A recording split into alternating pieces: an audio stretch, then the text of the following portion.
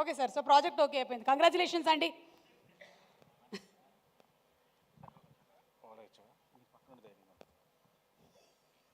చెప్పండి. అందరికీ నమస్కారం అండి, మా మీడియా ఫ్రెండ్స్కి, గెస్ట్లకి. ఎందుకంటే ఎక్కువ పేరున చెప్దాం అనుకుంటే అక్కడ ప్రవీణ్ క్లాప్స్ కొడుతున్నాడు, లెంత్ ఎక్కువైంది ఆపే అని చెప్పి ఇందాక నుంచి పేరున చెప్పడానికి లేదు, మనకి 4-5 వరుసలు ఉన్నారు. అదే మొదలు పెడితే ప్రవీణ్ క్లాప్ స్టార్ట్ చేస్తాడు, అంటే ఎక్కువ అయింది కట్ చేసేయని చెప్పి.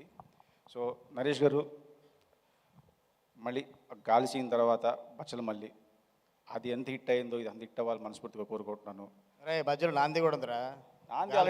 మధ్యలో అది కూడా చెప్పు. నీ గురించి మాట్లాడలేదు నేను, నరేష్ గారి గురించి చెప్తున్నాను నేను.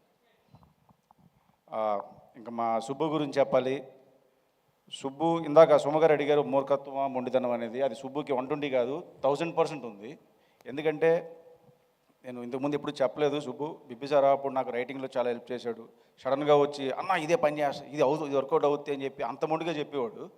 సో ఆ మొండితనం ఈ స్క్రిప్ట్లో యాస్టీజ్గా చూపించామనుకుంటున్నాను, అండ్ స్క్రీన్ మీద తెలుస్తుంది. అండ్ ఈ సినిమా చాలా పెద్ద బ్లాక్ బస్టర్ అవ్వాలని కోరుకుంటున్నాను. అలాగే మా రాజేష్ డిసెంబర్ 20 నుంచి రాజేష్ దండయాత్ర స్టార్ట్ చేస్తాడు.